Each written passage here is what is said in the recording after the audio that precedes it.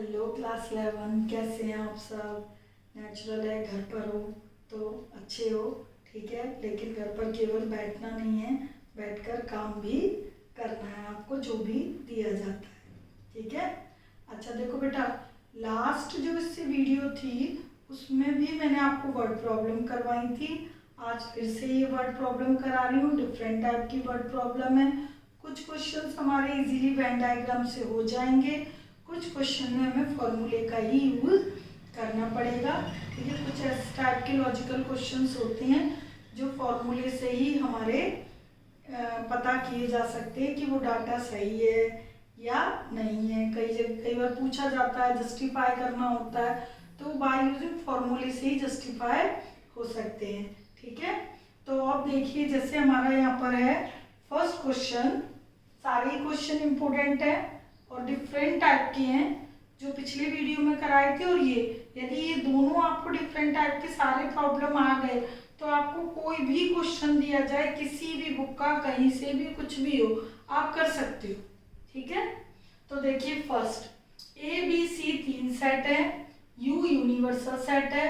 यहाँ पे universal set, A set, B set और कॉमन सेट का अमाउंट आपको दिया गया है कि ये कितने कितने हैं। A dash intersection B dash निकालना है, बहुत सिंपल है। तो ये मैंने लिखा सोल्यूशन 1।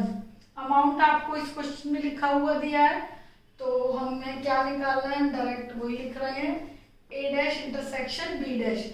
तो bye De Morgan law A dash intersection B dash क्या होता है, ए यूनियन बी का होल डैश।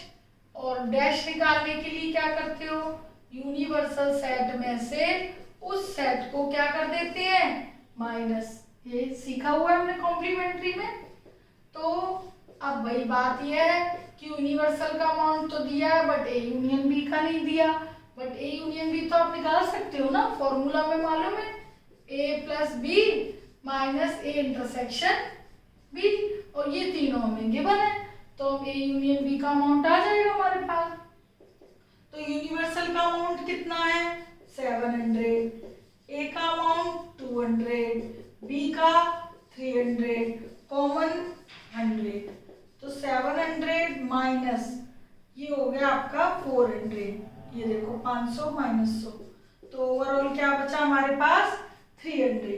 तो 300 जो अमाउंट है वो नाइदर ए नॉर बी, ना ए सेट में आए ना बी। तो 300 ऐसे जो भी एलिमेंट्स हैं जो कि ए और बी सेट में नहीं आते।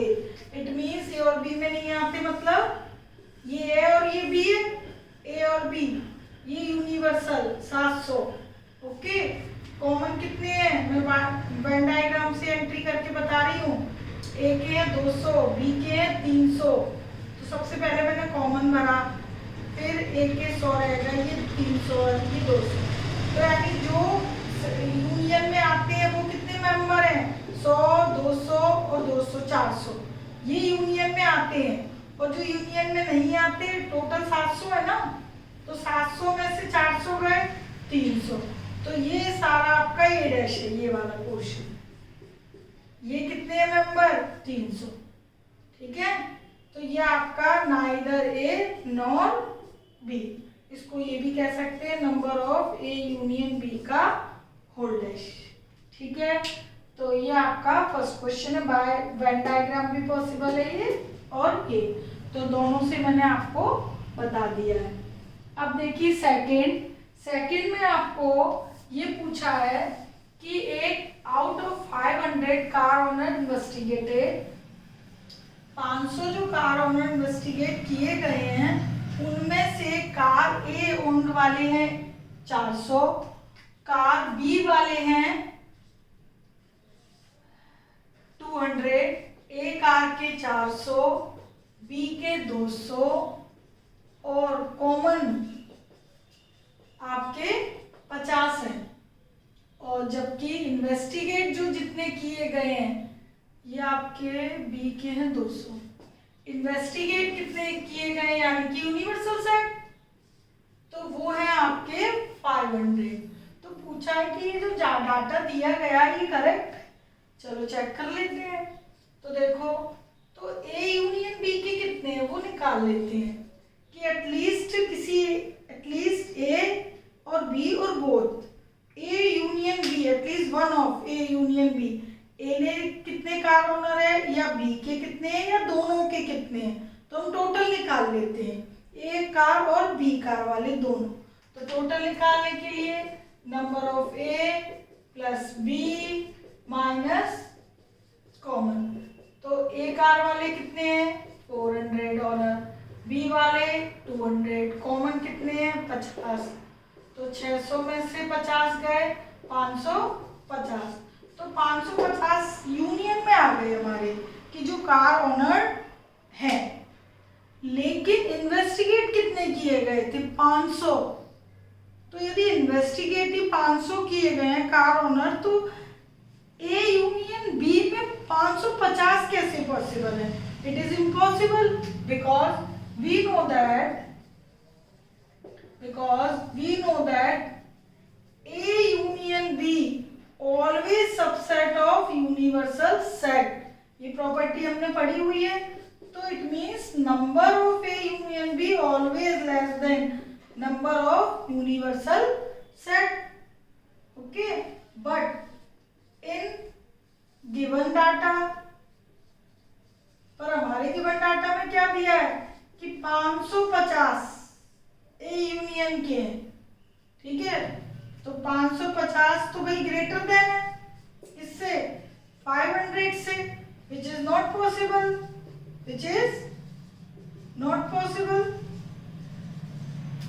Because always number of A union B less than number of universal set. But हमारे गिवन डाटा में ये दिया गया कि number of A union B greater than number of universal set, which is not possible, so given data is incorrect,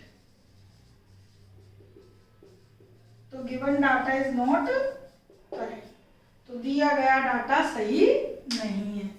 okay, तो simple था, बहुत मुश्किल नहीं था। अब देखिए क्वेश्चन नंबर 3, ठीक है।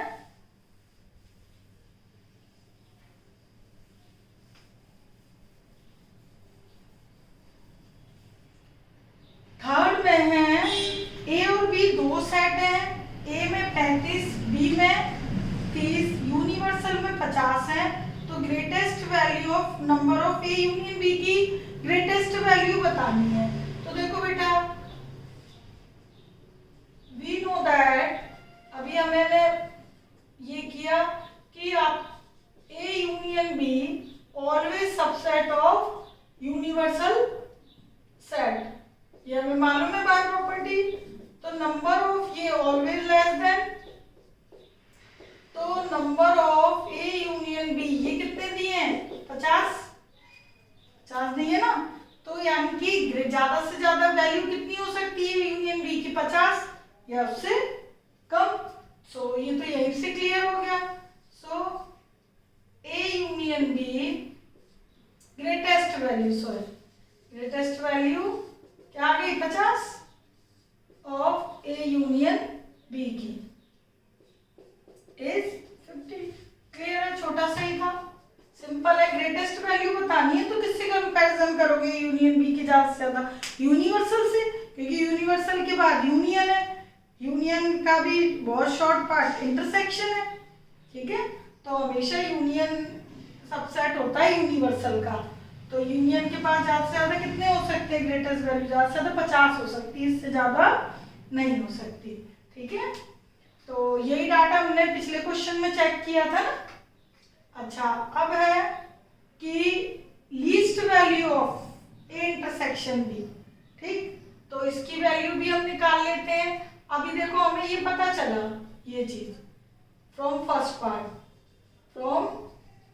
पार्ट फर्स्ट से क्या पता चला कि number of A union B कितने हैं भाई? ज्यादा से ज्यादा 50 है ग्रेटेस्ट, पर हमें लीस्ट बतानी है किसकी? कॉमन की। तो कॉमन की देखो निकालते हैं। ए यूनियन बी क्या होता है? A plus B minus A intersection B. तो ए कितने थे? 35, बी है 30।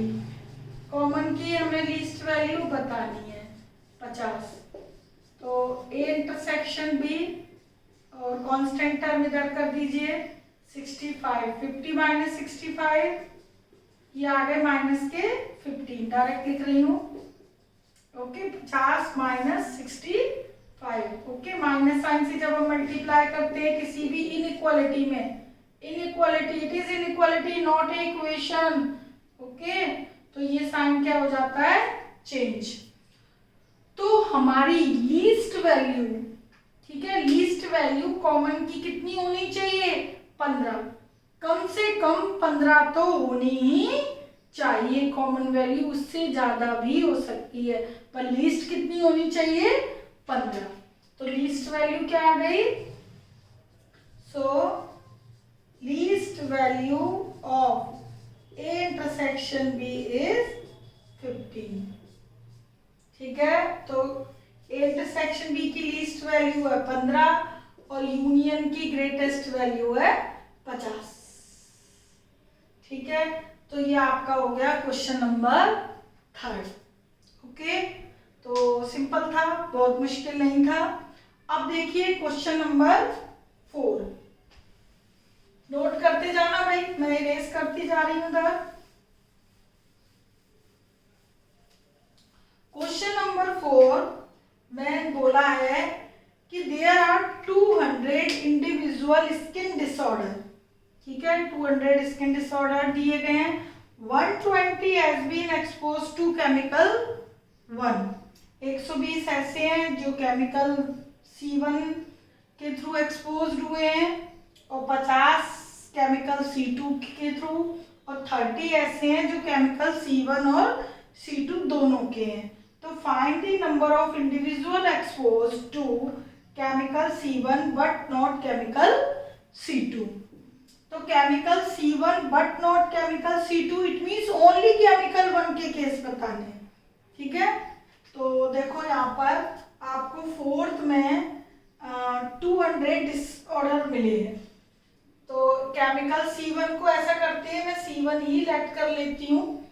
तो C1 के केस कितने हैं, केमिकल C1 के स्किन डिसऑर्डर 120, केमिकल C2 के स्किन डिसऑर्डर केस कितने हैं 50 और केमिकल C1 इंटरसेक्शन C2 कितने हैं 30। ओके और ये आपके जो कितने स्किन डिसऑर्डर इंडिविजुअल है यहाँ पर 200। तो ये आपके हो गए 200। 200 आपके टोटल इंडिविजुअल स्किन डिसऑर्डर है, जिसमें से 120 केमिकल C1 है और 50 थ्रू केमिकल C2 है, 30 both C1 and C2। Find the number of individual expose to, individual expose to किस किस का बताना है, केमिकल C1 यानी ओनली C1 के केस बट नॉट C2। इसी तरह सेकंड केस में बताना है केमिकल C2 वाले case but not C1 it means only chemical C2। But not C2 मतलब only C1, but not C2 it means chemical only C2। Chemical C1 और C2 यानी C1 और C2 के भी यानी दोनों A और B और बोथ, और का मतलब प्लस C1 और C2 it means union. Okay तो जो जो ये डाटा गिवन था वो मैंने लिख लिया है। केमिकल C1 के थ्रू जो स्किन डिसऑर्डर थे उसका नाम मैंने C1 रख दिया है, केमिकल C2 का C2 से इंडिकेट कर दिया गया है। तो लैट करने में आई थिंक कोई दिक्कत नहीं आनी चाहिए आपको, जरूरी नहीं आप A और B हमेशा लैट करो। तो फर्स्ट केस आपको केमिकल C1 चाहिए नॉट C2। ओके तो इसका मतलब है C1 माइनस C2। तो आपको ध्यान है मैंने A माइनस B का क्या फॉर्मूला लिखवाया था कि टोटल C1 में से कॉमन केस क्या कर दिए जाए माइनस। देखो वेन डायग्राम में ये केमिकल C1 का सेट, ये केमिकल C2 का सेट। ठीक है, सबसे पहले मैंने कहा था कॉमन एंट्री करते हैं 30, C1 इंटरसेक्शन C2 कितने हैं 30। C1 केमिकल के केस कितने हैं 120, तो 30 आप एंट्री कर चुके हो, तो यहाँ आ गए 90, 120 माइनस 30। C2 के टोटल केस है 50, ये 30 है तो ये क्या बचे 20, ठीक है। और कितने इंडिविजुअल डिसऑर्डर थे 200, ओके। तो अब आप देखो बेटा, ओनली केमिकल C1 की यदि बात चलती है तो वेन डायग्राम में यदि मैं देखूं तो ओनली C1 ये वाला पोर्शन है 90, it is only C1, it is only C2, ठीक है ये, और it is common C1 intersection C2। तो ओनली C1 वेन डायग्राम में देखा जाए तो आपको ये मिल गया 90, ओनली C2 20, ठीक है। और C1 और C2 यानी इन सबको ऐड कर दो 140, 90, 30, 120, 120 और 20, 140, तो C1 और C2 कितने हैं 140। तो आप वेन डायग्राम से करते हो तो देखो 2 मिनट में हो गया आपका क्वेश्चन, ठीक है। और इससे अब हम करते हैं, ये ओनली C1 का फॉर्मूला है, ये किसका फॉर्मूला है ओनली C1 या ओनली A, जैसा भी आप नाम रखना चाहो। तो C1 के केस कितने थे 120, कॉमन कितने थे 30, कितना आ गया 90, तो ये मैंने बाय फॉर्मूला कर दिया और ये by using Venn diagram. Second C2 minus C1 it means only C2, तो C2 में से कॉमन केस हटा दो, क्यों, क्योंकि मुझे ओनली C2 चाहिए, जो C1 के साथ कॉमन है वो नहीं चाहिए, तो हटा दिया करो, माइनस कर दो। C2 के केस कितने हैं 50, कॉमन 30, क्या आ गए 20।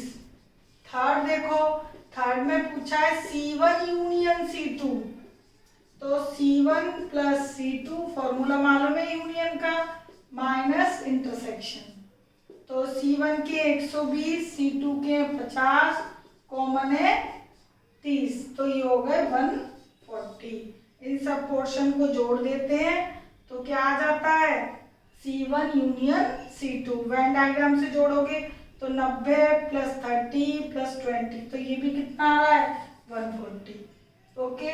वेन डायग्राम से भी 140 और फॉर्मूले से भी 140, तो आप किसी से भी कीजिए, ओके।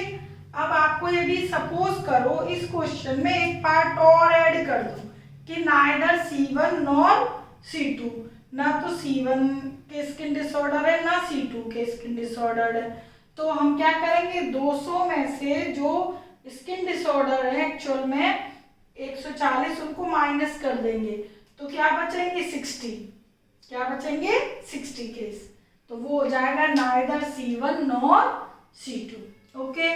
तो इस तरीके से हम निकाल सकते हैं। अब देखिए क्वेश्चन नंबर 5, ये हमारे 4 हो गए हैं, ओके। ये पोर्शन में रेस करके आपको 5 इधर बताती हूँ, बड़ा क्वेश्चन है, बहुत सारे पार्ट्स हैं इसमें और बहुत ही इंटरेस्टिंग क्वेश्चन है, इसमें सारी छोटी छोटी चीजें पूछ ली गई हैं, तो हम इसको वेन डायग्राम से करते जाएंगे, बहुत इजी है।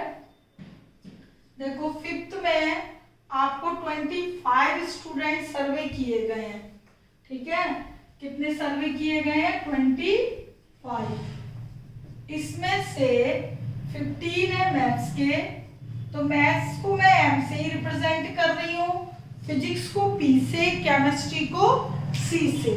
तो आप चाहे तो स्टार्टिंग में क्वेश्चन की ये चीजें मेंशन कर दिया करो कि let M be the set of number of student who study maths, okay. इसी तरह let P be the set who study physics, let's C be the number of student who study chemistry.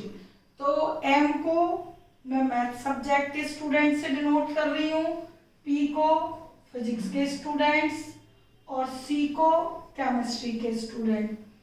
तो 15 students ने maths लिया है, 12 student ने physics लिया है, 11 student ने केमिस्ट्री लिया हुआ है, जिनमें से 5 had taken maths and chemistry, ये CHE मतलब केमिस्ट्री, मैथ्स एंड केमिस्ट्री, तो मैथ्स एंड केमिस्ट्री कितने 5, और maths and physics 9, maths and physics 9, 4 had taken physics and chemistry, physics and chemistry 4, 3 had taken all 3 subject, तीनों subject वाले common कितने हैं 3। तो जो भी हमें डाटा गिवन था वो मैंने सारा यहाँ मेंशन कर दिया। अब आपसे पूछा है find the number of students who had taken only chemistry, okay, only chemistry, only maths, only physics. तो पहले ओनली वाले केस निकाल लेते हैं। अब इस क्वेश्चन में बेटा आपको सब कुछ गिवन है, सारा डाटा दिया हुआ है, और जो केसेस पूछे गए हैं वो इन सब से इजीली निकल आएंगे, ओके। मतलब वेन डायग्राम से रिलेट छोटे छोटे सारे पोर्शन दिए गए हैं। देखो मैं यहाँ वेन डायग्राम बना रही हूँ, बहुत अच्छा क्वेश्चन है ये। यूनिवर्सल है 25, कितने सेट हैं 3, मैथ्स के स्टूडेंट, फिजिक्स के, और ये केमिस्ट्री के, मैथ्स फिजिक्स केमिस्ट्री 3 सेट हो गए। मैंने आपको हमेशा बोला है जब भी वेन डायग्राम बनाते हैं तो सबसे पहले कॉमन पोर्शन फिल करते हैं। तो मैथ्स फिजिक्स केमिस्ट्री के कॉमन कितने हैं 3, बड़े ध्यान से देखते जाना। तीनों का कॉमन कर लिया, अब 2 का common, M P P C C M, 2 का कॉमन। तो एम और पी का कॉमन कितना है, एम और पी का कॉमन है 9, इट मीन्स ये वाला पोर्शन। तो इस पोर्शन में 3 तो ऑलरेडी है, तो 9 - 3 6, got it. Maths and physics कितने स्टूडेंट 9, 3 ऑलरेडी थे, तो यहाँ पे 6 तो हो गए ना 9, ठीक है। इसी तरह फिजिक्स और केमिस्ट्री के 4 हैं, 3 इधर ऑलरेडी है, तो यहाँ क्या बचेगा 1, हो गए 4 फिजिक्स और केमिस्ट्री। अब ये देखो मैथ्स एंड केमिस्ट्री के कितने हैं 5, 3 हो गए, यहाँ क्या बचे 2, हो गए 5, ओके। तो सबसे पहले मैंने कॉमन पोर्शन की एंट्रीज कर ली। अब इंडिविजुअल एक एक सब्जेक्ट की। अब मैथ्स के टोटल है 15, तो 15 में से ये सर्कल पूरा ही मैथ्स का, तो इस 15 में से 6, 3 9 और 2 11 तो बढ़ चुके हैं 15 में से, ठीक है। 15 में से 11 फिल हो गए, तो 15 - 11 कितने बचे 4। अब ये टोटल मैथ्स के काउंट करूंगी तो 15 ही आ रहा है ना, ठीक है। तो जो आपके पोर्शन है, जो भी रीजन है पर्टिकुलर, उनको माइनस कर करके आप फिल करते जाइए। फिजिक्स के 12 और 6 3 9 और 1 10 एंट्री हो चुके हैं, क्या बचे 2।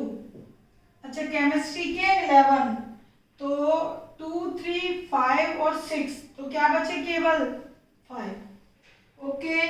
तो सारी कैलकुलेशन डायग्राम में हो चुकी है। आपको तो अब इस वेन डायग्राम से देखकर इनके आंसर्स लिखने, ओनली फॉर्मूले यूज करने की भी जरूरत नहीं है बिल्कुल भी, ओके। नहीं तो कितने सारे फॉर्मूले लिखोगे, ओके। तो अब देखो बहुत सिंपल है, कैलकुलेशन हमारी हो चुकी है। First only chemistry from Venn diagram. मैं कहां से लिख रही हूँ सारे सॉल्यूशन, फ्रॉम वेन, लिख लेना आप लोग, वेन डायग्राम, ठीक है। ओनली केमिस्ट्री इट मीन्स ये 5, ये चीज किसको शो करती है, ओनली को, ये वाली चीज। क्यों, क्योंकि ये जो है 6 3 2 1, ये तो कॉमन इससे है ना, ये ओनली वाले हैं, ये कितने हैं ओनली वाले, ये इसको मैं उससे बताती हूँ। ये देखो, ये ग्रीन जो शेडिंग है वो ओनली है, ये ओनली फिजिक्स, ये ओनली मैथ्स। जो ग्रीन शेडिंग मैंने दी है वो किसको शो करती है? ओनली को। Only chemistry 5, only maths from Venn diagram, only maths 4, third only physics 2।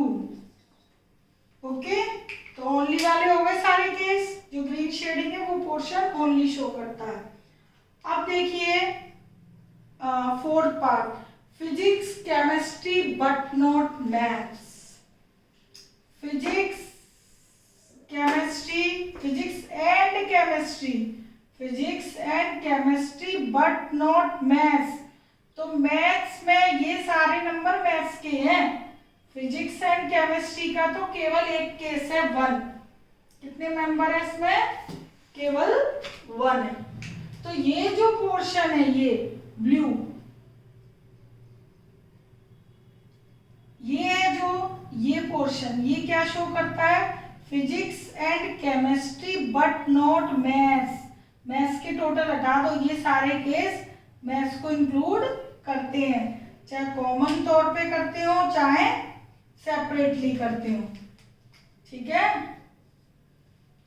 तो आपका ये जो पोर्शन है जो मैंने ब्लू ब्लू लिखा वो शेड किया हुआ है, ये किसको शो करता है?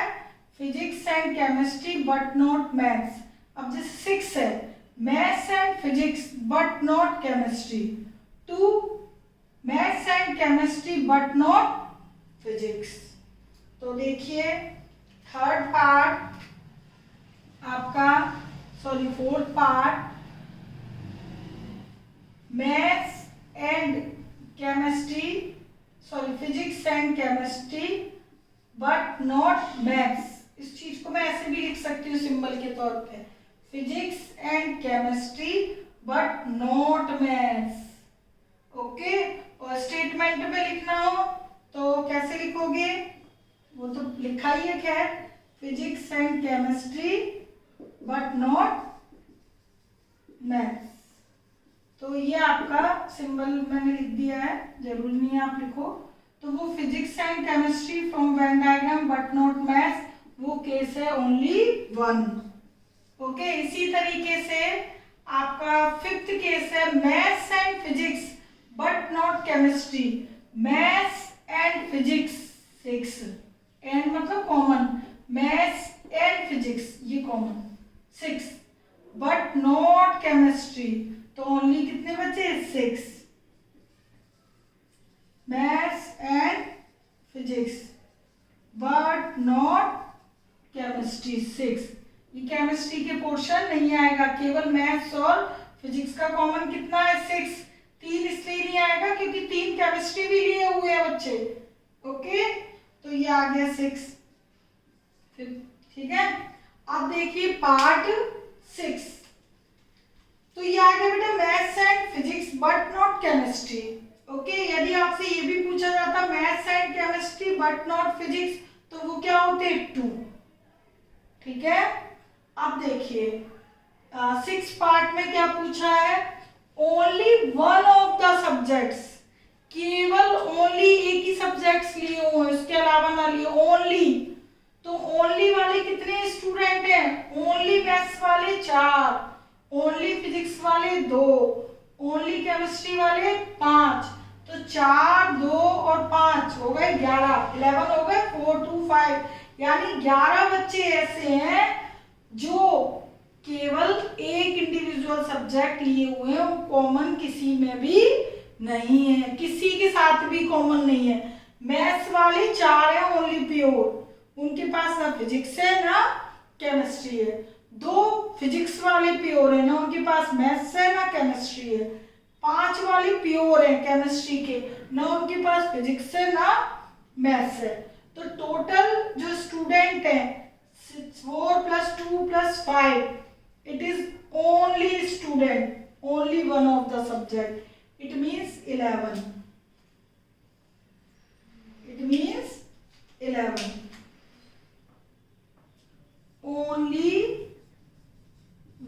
ऑफ द सब्जेक्ट्स,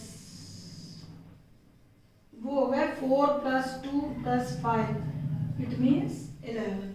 ओके, ये हो गया आपके 6 पार्ट।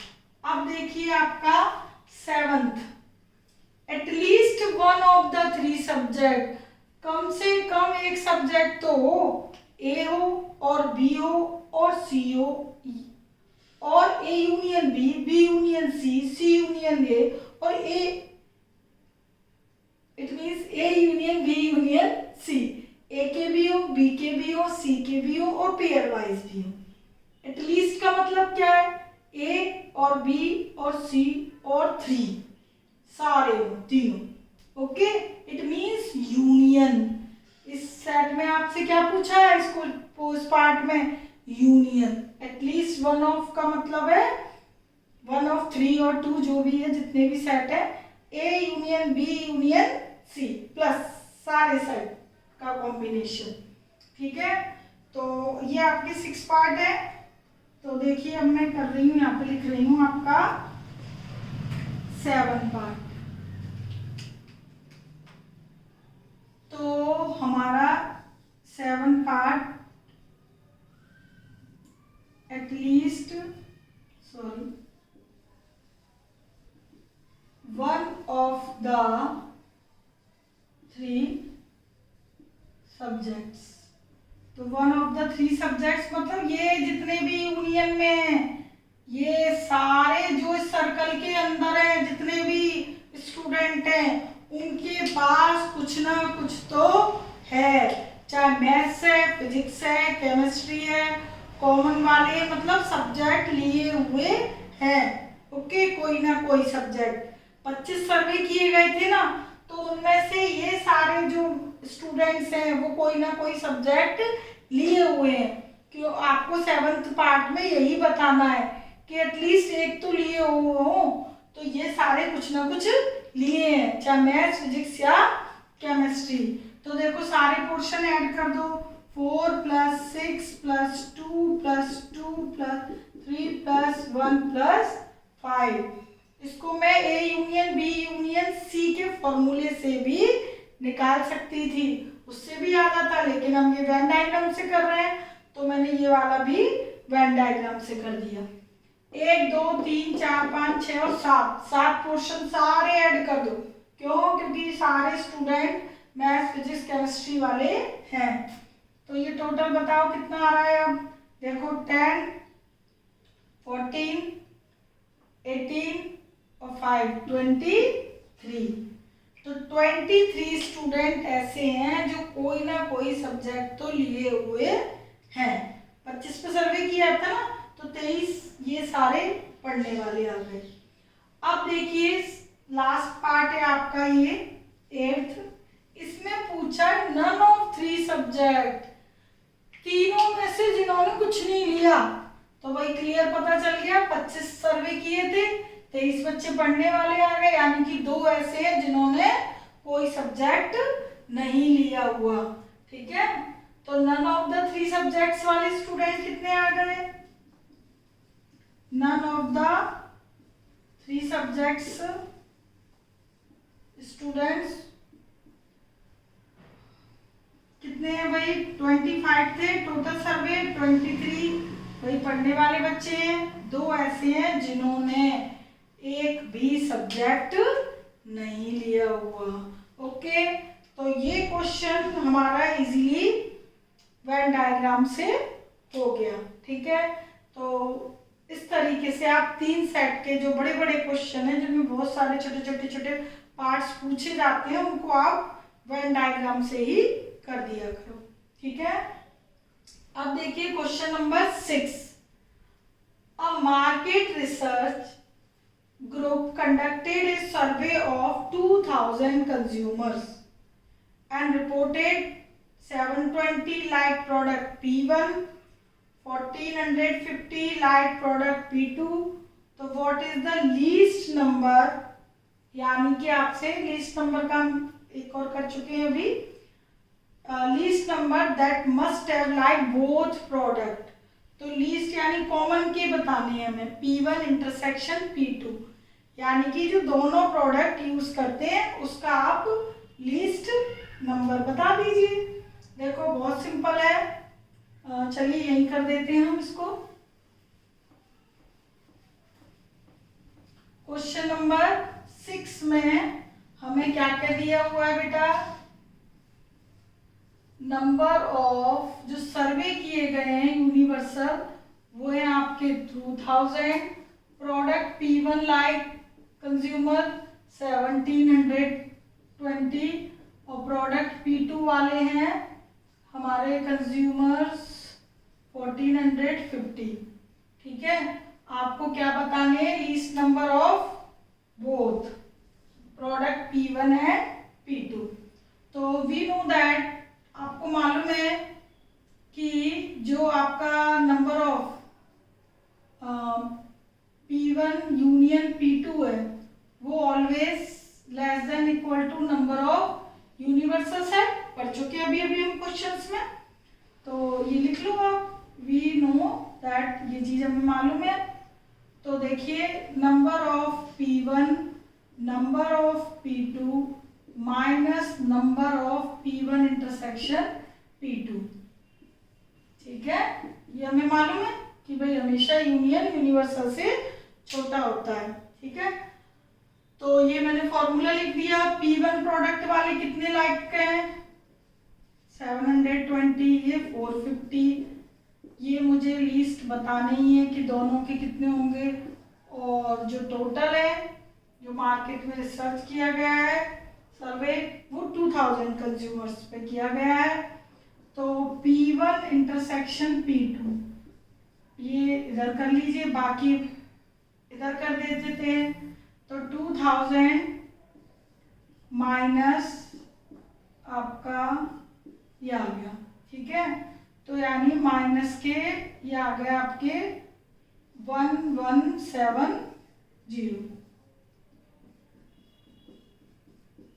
ओके, समझ आ गई बात?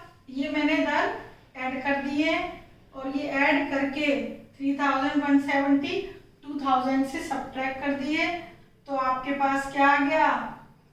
वो 1170। माइनस साइन हटाते हैं किसी भी इनइक्वालिटी में, तो दोनों साइड माइनस साइन से मल्टीप्लाई करते हैं तो ये साइन हमेशा बच जाता है।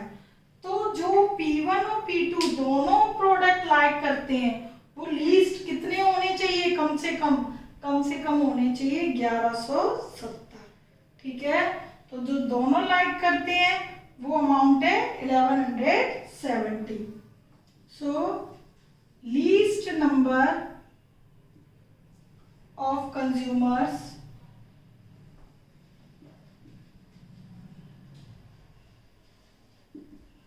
like both P1 and P2 is